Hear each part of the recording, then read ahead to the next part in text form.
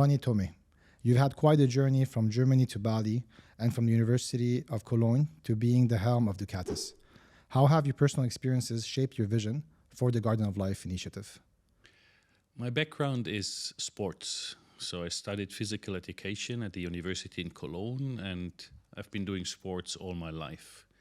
So when you do train for certain kind of competitions that are coming ahead, you learn how to be patient, how to try to reach your milestones in your training schedule, and you have a long-term vision of where you want to be as a athlete or a sportsman.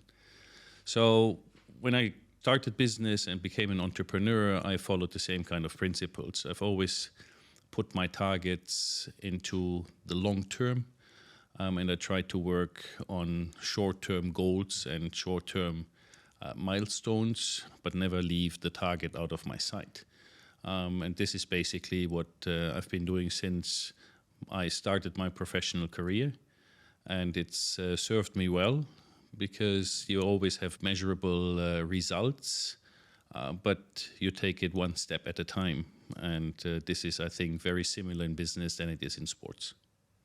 Can you summarize, like in a nutshell, what the Garden of Life initiative is all about?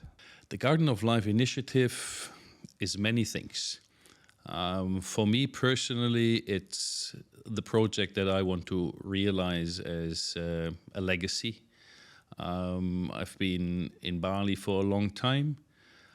I've learned to love the Balinese people and the Balinese culture.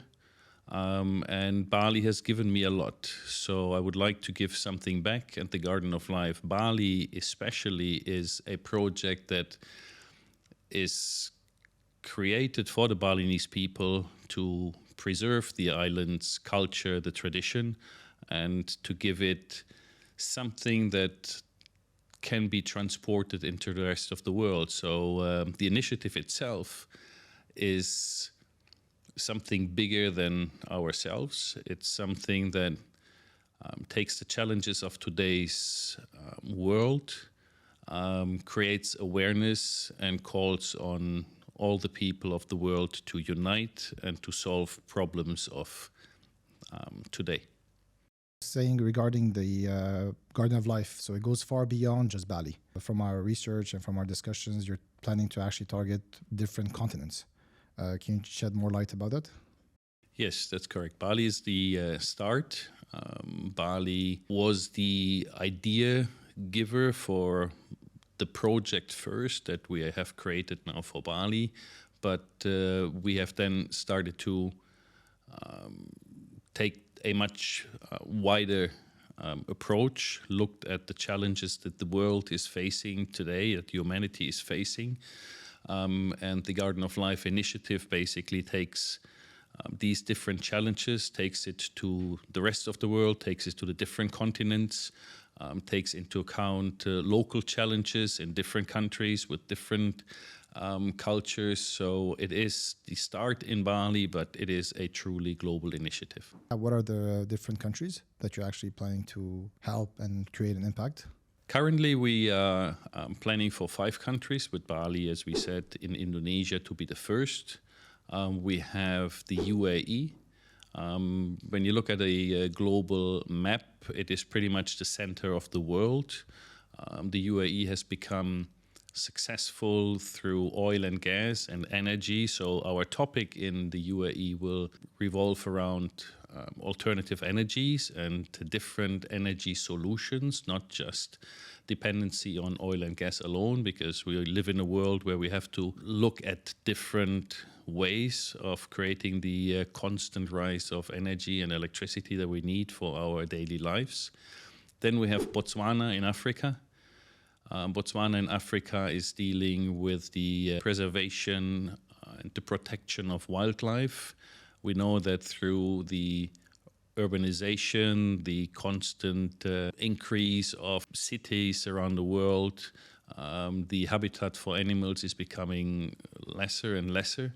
A lot of animals are threatened, nearly reaching extinction. And especially the continent in Africa, which is predicted to be seeing a lot of development in the coming years and decades. Animals are on the losing end of the table. So with our efforts in Botswana, we are trying to play our part to preserve and to protect animals and species that are today already endangered. We then have Brazil and in South America. Everybody knows the problems in Brazil with the deforestation of the Amazon rainforest. It's not just the cutting of trees, but it's also the loss of habitat of the indigenous people. This is a huge problem. And with our project in Brazil, we try to create awareness for those indigenous people to help protect their rights of their traditional life. And to stop the madness of cutting trees. And last but not least, we have Iceland, our project in Iceland. Iceland is a fascinating country. It's an island which pretty much runs 100% on geothermal energy. So it is already far ahead of many other countries in the world when it comes to the production of energy, alternative bioenergy. But as an island, it suffers from a lot of other problems. Being far in the north, it feels the impact of climate change, of global warming, melting glaciers, and being an island in an ocean. We're dealing also with the impact of pollution of the oceans and the seas, and this is going to be the topic of our project in Iceland. And any individual in the world can participate? Anybody can and is invited to participate, yes. We are open for anybody and any talent and any skills to join us, because as it is a very living initiative, it will continue to grow, it will continue to change and evolve, and we're looking very much forward to have as many people joining as possible. Yeah, especially from all around the world. That's the beauty behind it. Correct.